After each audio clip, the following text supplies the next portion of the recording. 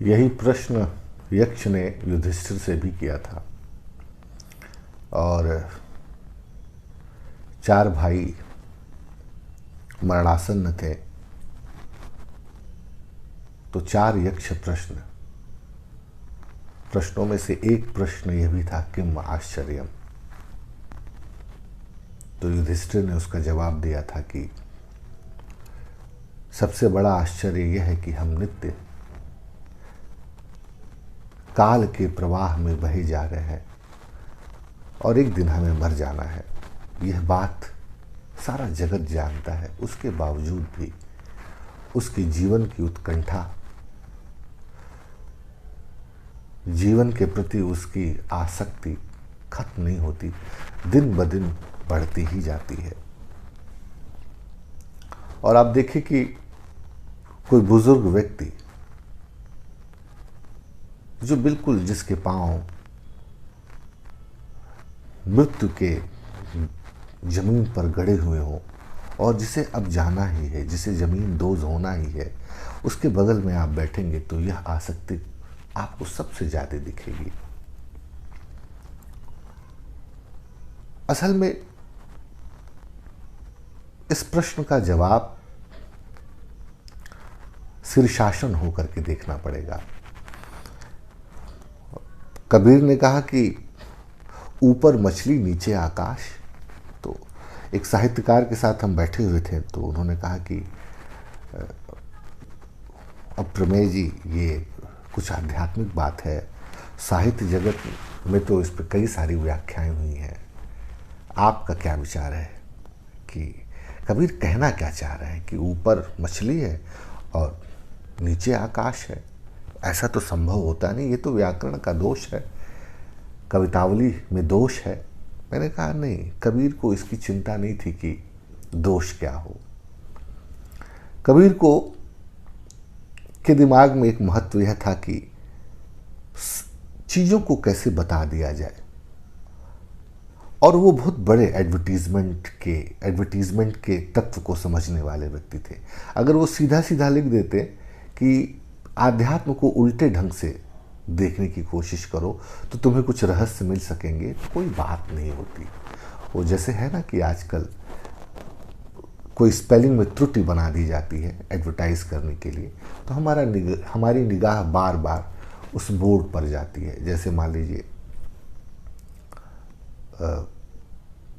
Walk को, मान लीजिए कोई कंपनी है वॉक करके, तो अब वॉक की स्पेलिंग WALK होगी, तो कुछ लोग ऐसे करेंगे कि WAK वॉक कर देंगे, हिंदी में वॉक लिखेंगे, अंग्रेजी में गलत लिख देंगे। तो ये एक तरह का एक एडवर्टीजमेंट का एक तरीका है। तो कबीर ने अपने रहस्य की बात को एडवर्टाइज किया कि इस पे चर्चा हो। तो जीवन को लेकर के जो उत्कंठा है वह दरअसल बात उल्टी है। वह जीवन को लेकर के उत्कंठा नहीं है। हमारे अंदर जो तत्व है जिसे हमें जानना है, जिसे हमको पाना है, हम जब तक पा नहीं लेंगे उसको, हम उत्कंठित रहेंगे। ये प्रकृति का नियम है, यह जीवन का नियम है। हमारी प्यास इतनी गहरी है और इतनी पुरानी है, हमें लगता है कि वो कोल्ड ड्रिंक पीने से बुझ जाएगी। नहीं, वो कोल्ड ड्रिंक पीने से नहीं बुझेगी। वो सहस्त्रार से जब रस टपकेगा तभी उस प्यास को आप विदा कर पाएंगे। अष्टांग योग में, हठ योग में इसकी चर्चा मिलती है कि जब व्यक्ति को मुक्ति पाना होता है तो उसके सहस्त्रार से एक जल, एक अमृत चूता है जिसका पान करके वह मुक्त होता है।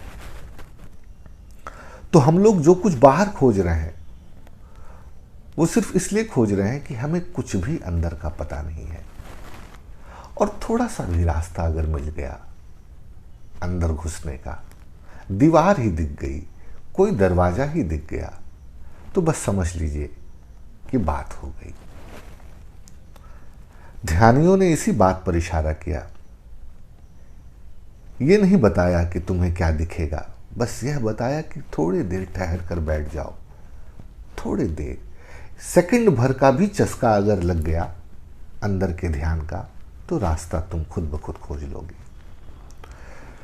तो ये सारी अंदर की उत्कंठा है जो जीवन पर्यंत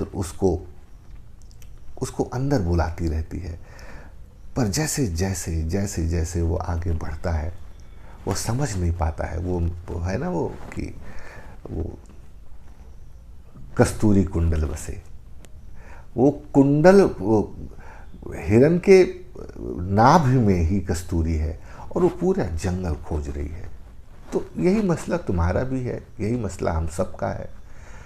इसको अगर थोड़ी देर ध्यान में ले करके, थोड़ी देर रुक करके, ठहर करके हम इस पर विचार कर लें और ध्यान में उतर जाएं, तो कोई रास्ता, कोई दरवाज़ा मिल जाएगा, भटकन समाप्त होगी।